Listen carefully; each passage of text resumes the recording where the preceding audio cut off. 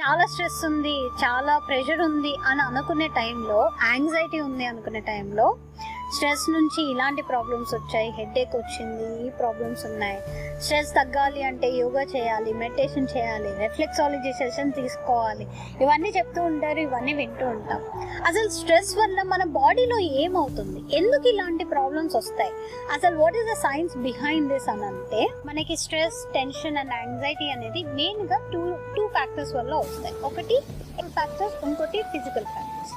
Emotional factors వచ్చేసి చాలా బాధపడినా, భయపడినా, ఇలాంటి ఏదైనా నెగిటివ్ ఫీలింగ్స్తో ఉన్నా అవన్నీ కూడా మనకి స్ట్రెస్ని కలిగిస్తాయి.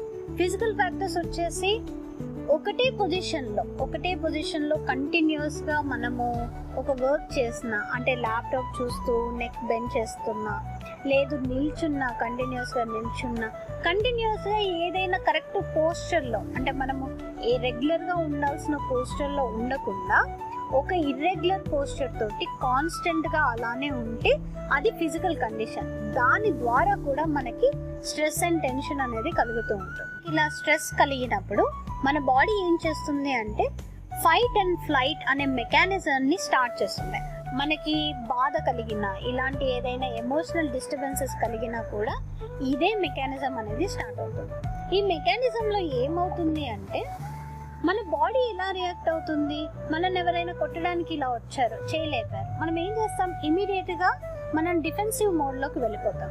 అలానే స్ట్రెస్ మన బాడీకి కలగగానే మన ఇంటర్నల్ ఆర్గన్ సిస్టమ్ అంతా కూడా ఒక డిఫెన్స్ మోడ్లోకి వెళ్తుంది. ఆ డిఫెన్స్ మోడ్లోకి ఎలా వెళ్తుంది అంటే ఫస్ట్ థింగ్ ఏమవుతుంది, మజిల్స్ అన్నీ కూడా స్టిఫ్గా అవుతాయి.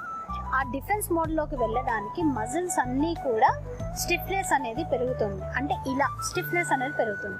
మీరు ఇలా పిడికిలు ఇలా బిగించి ఇలా స్టిఫ్నెస్ పెట్టండి, మనం రెడీగా ఉన్నామా ఫైట్ చేయడానికి. ఇలానే అంత స్టిఫ్నెస్ తోటి చేయిని ఒక హాఫ్ అన్ అవర్ పెట్టి చూడండి, ఎంత పెయిన్ వస్తుంది. ఎందుకంటే మజిల్ ఎనర్జీ అంతా కూడా దానికి వెళ్ళి అంత స్టిఫ్నెస్తో ఉంటే పెయిన్ అదే మొదలవుతూ ఉంటుంది. ఆ పెయిన్ మొదలయ్యాక, అంటే ఆ పెయిన్ అలా మొదలయ్యాక అలాంటి పెయిన్ కంటిన్యూస్గా ఒక 3-4 డేస్ చేస్తే ఈ చేయి పనిచేస్తుందా, మజిల్ ఫిట్నెస్ అనేది, స్టిఫ్నెస్ అనేది పెరిగి పెయిన్ ఎక్కువగా అయిపోయి ఈ రెగ్యులర్గా చేయాల్సిన పని అనేది చేయదు. సో ఈ ఫైట్ అండ్ ఫ్లైట్ మోడ్లో మన బాడీ ఫస్ట్ ఒక డిఫెన్సివ్ మెకానిజంలోకి వెళ్ళిపోతుంది. ఈ డిఫెన్సివ్ మెకానిజంలోకి వెళ్ళిపోయినప్పుడు మనం ఫస్ట్ ఏం చేస్తాము అంటే స్ట్రెస్ కాగానే మన బ్రెయిన్లో సింపాథిక్ నర్వస్ సిస్టంలో పిట్యూటరీ గ్లాండ్ నుంచి అడ్రినలిన్ అండ్ కార్టిసాల్ అనే 2 హార్మోన్స్ అనేటివి రిలీజ్ అవుతాయి. ఈ 2 హార్మోన్స్ ఏం చేస్తాయి అంటే బాడీలో మెకానిజమ్స్ని కాంట్రాక్షన్, మజిల్స్ అన్నీ కూడా ఈ స్ట్రెస్ ద్వారా ఒక స్టిఫ్నెస్ని, ఒక కైండ్ ఆఫ్ ప్రెషర్ని అక్యుములేట్ చేసుకుంటూ ఉంటుంది. తర్వాత మనకి బ్రీతింగ్లో ప్యాటర్న్, మన బ్రీతింగ్ ప్యాటర్న్ అనేది మారుతూ ఉంటుంది. ఇలా స్ట్రాంగ్గా బ్రీత్ చేయడము, షార్ట్నెస్ ఆఫ్ బ్రెత్ అవ్వడము, మనకి రెగ్యులర్ బ్రీతింగ్ ప్యాటర్న్లో నుంచి ఎక్కువగా ఆక్సిజన్ తీసుకోవాలి అన్న దాంతో మన బ్రీతింగ్ ప్యాటర్న్స్ అనేటివి చేంజ్ అవుతూ ఉంటాయి. ఈ 2 హార్మోన్స్ అనేటివి రిలీజ్ అవ్వడం వల్ల ఇంకొకటి ఏమవుతుంది అంటే మన బాడీ అంతా కూడా సెన్సిటివ్ అవుతుంది, సెన్సిటివ్ టు పెయిన్. ఇలా కాస్త ఏదైనా పించ్ చేసినా, ఏదైనా కొంచెం ఎక్స్ట్రీమ్ కండిషన్స్లో బాడీ ఫేస్ చేసినా కూడా ఇమీడియట్గా పెయిన్ అనేది పెరుగుతూ ఉంటుంది. మజిల్ ఇంబ్యాలెన్స్ అనేది అవుతుంది. మజిల్ ఇంబ్యాలెన్స్ అంటే ఏంటి అంటే ఇప్పుడు కొన్ని ఏరియాస్లో మజిల్ స్టిఫ్గా అవ్వడం అవుతూ ఉంటుంది కదా, నెక్ ఇలా పెట్టగానే ఏదో అవుతుందేమో, మన బాడీకి ఏదో ప్రాబ్లం అవుతుందేమో అనుకొని, అంటే కంటిన్యూస్గా నెక్ని ఇలా బెండ్ చేయడం వల్ల నా బాడీకి ఏమన్నా అవుతుందేమో అని చెప్పేసి నెక్ మజిల్స్ అన్నిటినీ కూడా స్టిఫ్గా చేస్తూ ఉంటుంది. అలా ఆ ప్రెషర్ అంతా ఒకటే ఏరియాలో మజిల్స్ అంతా స్టిఫ్గా అవ్వడం వల్ల మిగతా ఏరియాస్లో మజిల్స్ చేయాల్సిన ఫంక్షన్ అంతా కూడా ఇంబ్యాలెన్స్ అవుతూ ఉంటుంది.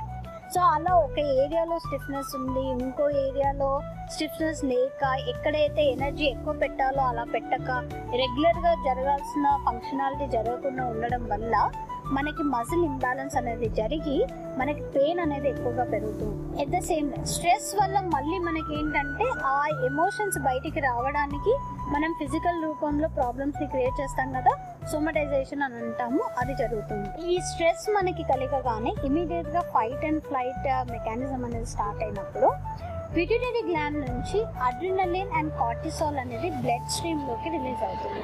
ఇది రిలీజ్ అవ్వగానే ఫస్ట్ ఏం చేస్తుంది, మన బ్లడ్ ప్రెషర్ని ఇంక్రీజ్ చేస్తుంది. ఎందుకు, బ్లడ్ రెడీగా ఉండాలి, డిఫెన్స్ మెకానిజం కదా. మన లివర్ ఏం చేస్తుంది, గ్లూకోగాన్ని గ్లూకోజ్లోకి కన్వర్ట్ చేస్తుంది, మన బాడీకి ఎనర్జీ కావాలి అనే ఉద్దేశంతో. మనం ఎక్కువగా స్వెట్ చేస్తూ ఉంటాం, ఎందుకంటే బాడీలో టెంపరేచర్ పెరుగుతుంది కాబట్టి స్వెటింగ్ అనేది ఇంక్రీజ్ అవుతుంది. ఫాస్ట్గా బ్రీత్ చేస్తూ ఉంటాం, ఈ ఆక్సిజన్ లెవెల్స్ పెరగాలి, బ్లడ్ ఎక్కువగా పంప్ చేస్తున్నాం కాబట్టి ఎక్కువగా ఆక్సిజన్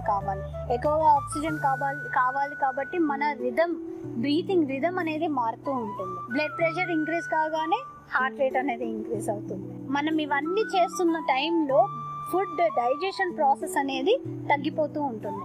సో ఇన్ని రకాలుగా బాడీలో చేంజెస్ వచ్చి, ఇలాంటి చేంజెస్ అనేటివి ఫర్ ఎ ప్రొలాంగ్ పీరియడ్ కనుక ఉంటే మన బాడీ దాన్ని తట్టుకోలేదు. ఆ తట్టుకోలేక ఈ ప్రెషర్ అంతా కూడా, అంటే ఈ డిఫరెంట్ ఫిజియలాజికల్ చేంజెస్ అన్నీ కూడా ఒక్కొక్క ప్రాబ్లం లాగా, ఫిజికల్ కండిషన్ లాగా బయటకు వస్తూ ఉంటుంది అన్నమాట. ఇది మనకు జరుగుతుంది. స్ట్రెస్ అనేది మనకి మంచిది కాదు అని ఎందుకు చెప్తాము అంటే, ఇంతగా మన బాడీలో ఫిజియలాజికల్ ప్రాసెస్ అనేటివి ఇంతగా మారిపోతూ ఉంటాయి. వీటన్నిటినీ తగ్గించడానికి, స్ట్రెస్ అనేది తగ్గడానికి మన బాడీలో నుంచి ఎండార్ఫిన్స్ అనేవి పెయిన్ ని తగ్గిస్తుంది, సంతోషాన్ని కలిగిస్తుంది, స్ట్రెస్ ని తగ్గిస్తుంది. బ్లడ్ సర్క్యులేషన్ అనేది కూడా రెగ్యులర్ గా, అంటే నార్మల్ గా అవ్వాలి.